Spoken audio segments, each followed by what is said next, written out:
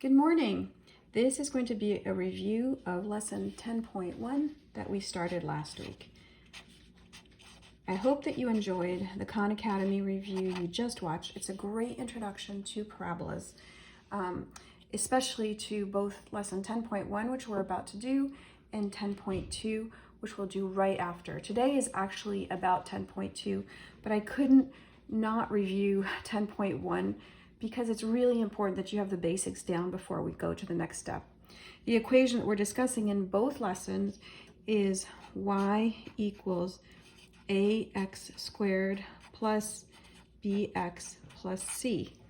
But for the purposes of this lesson, we are just going to look at y equals ax squared plus c, and we're going to pretend just for the moment that bx doesn't exist. And then we're going to review it and go back to it in 10.2. So we're going to start with y equals ax squared plus c. And just to give you an idea, you've seen equations like this before. With all these variables, it can get confusing.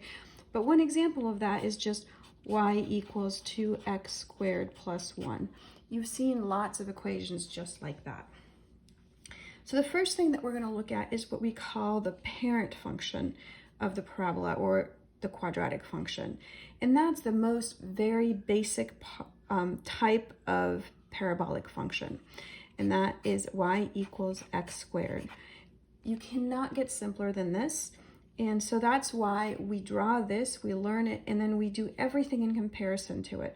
We add an a in front, and we add a c at the end, and then we add a bx in between. So this is our starting point. What does that parent function looks like?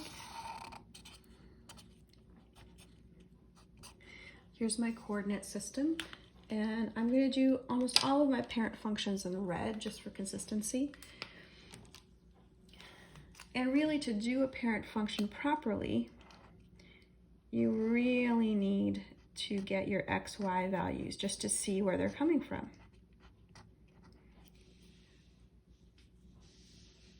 I'm going to move that over to the right a little bit so that you can see I'm still learning how to center this. All right, when x is 0, 0 squared, y is 0. When I put a 1 into y equals x squared, I get y is 1. When I put a negative 1 for x, I can see that y is still going to be 1 because negative 1 squared is positive 1. When I put in 2 in for x, I can see that x squared, 2 squares, and give me a y of 4. And when I put in a negative 2, I can see y is 4. To draw that properly, I'm going to just put a few numbers on my coordinate system. I know that on the x-axis, I need to go out 2 units in each direction. And on my y-axis, I'm going to go up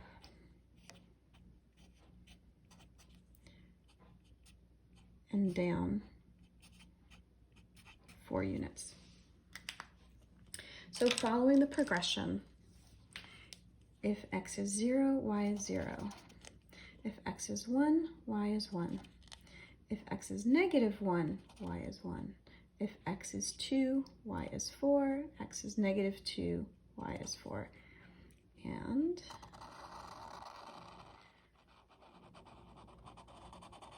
drawing my curve, here is my y equals x squared parent function in red. So this parent function, you can see, has a line down the middle. It is only whether x is positive or negative, you're going to have the same y value. And I've outlined this y-axis because this y-axis, on either side of it, you can see that the parabola is symmetric. And because of that, it is called the axis of symmetry. This is very important terminology because right now I'm introducing it, but in 10.2, which we're going to do in just a bit, you're going to be calculating it. And you're going to also calculate the second portion of that, which is related, which is the vertex. So 2 very important parts of this parent function. Starting with that, we're going to start piece by piece looking what happens when we make subtle changes to the parent function. And we're going to start right here with, again, I'm going to draw this to the right next to it, so it's really easy to compare. And I'm going to redraw my parent function, but this time I'm not going to be quite as careful because I know what it looks like. So here again is my y equals x squared parent function. What happens if instead of a positive x, I have a negative x? Well, let's draw that carefully, and I'm just going to do this in orange because that will help us kind of distinguish the two functions. So I'm going to draw y equals negative x squared. Well, again, whoops, let me run my x and a y before I get carried away. If my x is 0, my y is still going to be 0. So my starting point is the same. But when my x is 1, what happens? Well, remember orders of operation, right? When I put the 1 in here, right? Exponent comes before multiplying, right? PEMDAS. And so I have to square my 1 and then put a negative in front, which means I get a negative 1. If I put in a negative 1, it's the same thing. I have a negative 1 squared multiplied by a negative 1. And I get negative 1 because a negative 1 squared gives me a positive times a negative gives me a negative. I put a negative in there, I square, I get 2 squared is 4, and my little negative in front makes that negative 4. Same thing with a negative 2. So what happens? Well, here, right, when x was 1, y was 1. Here, when x is 1, instead of y being 1, it's going to be down here to negative 1. And the negative 1 is also going to be down here, negative 1. And when you draw this, I'm going to just try to put a couple more points in to make it look right.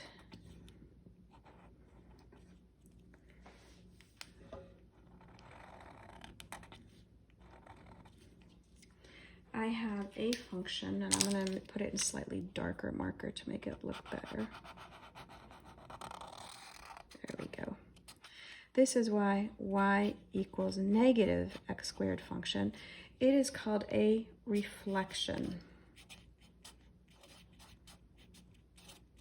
of the parent function.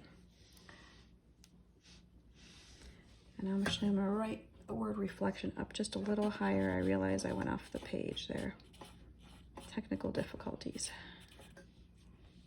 Okay. Next, as I go over one more, I have to go over one more situation. I've talked about what happens to A, right? If I have a negative in front and then you have a reflection. What happens if A increases or decreases in value? Well, to do that, I'm going to draw yet another small coordinate system over here.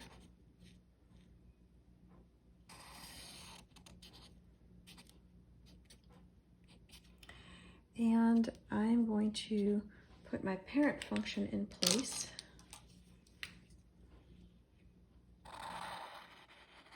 And there it is. Here's my y equals x squared function. What happens if I have a number in front of the x squared, right? What happens if, as I'm looking at y equals ax squared up here, right? Y equals ax squared. What happens if the absolute value of a is greater than 1? What happens if it's 1.5 or 2 or 3? Well, I'm going to pick a different color. I'm going to pick my green, and essentially, because I don't have room to do each of these, you're going to have to trust me. If it's greater than 1, and I should have done this in green to be clear, my function's going to look like that. And that's going to be called a stretch. Imagine somebody stretching upwards, right? It's going to have the same vertex. I'm going to make sure I bring that vertex right down there. Right, it's going to be called a vertical stretch. What happens if in turn I have a function, instead I have an a value that is less than 1, but definitely greater than 0, right? Well, in that case, I have something that looks like that. right? And this is called a shrink, a vertical shrink.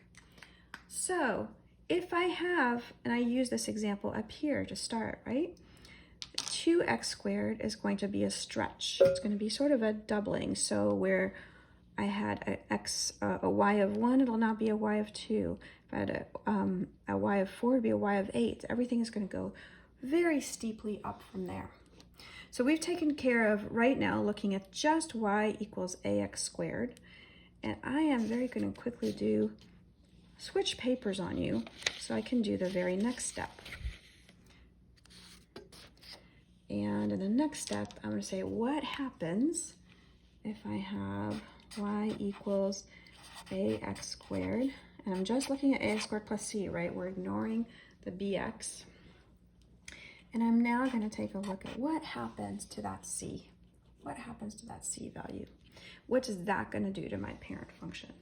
Well, let's start with something super basic. Y equals x squared plus 5. And let's look what happens to my parent function. And here I'm just going to do this one graph, so I'm going to make it very simple.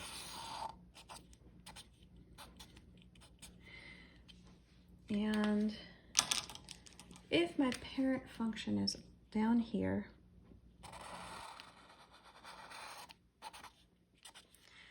what this means, the plus 5, means that I'm going to go up vertically by 5 points. So all of a sudden my parabola is going to shift upwards by 5 units. This is y equals x squared plus 5. And below it is my parent function still, y equals x squared. And so this is called a vertical translation. 2 units, actually not 2, 5 units up. And you can see that it makes sense, right? Because if I had my parent function again, and I had, remember what this looked like, right? X, y, 0, 0, 1, 1, negative 1, 1, negative 2, 4, 2, 4. If I add 5, right, to each of these, I'm going to have a y of 5, and 6, and 6, and 9, and 9. And so literally it is just, the whole function is shifted exactly up. We have covered so far what each of the pieces looks like. And I'm going to stop quickly and pause for a second, and we're going to do the very last example, example 6 in your book, and we'll be done with 10.1.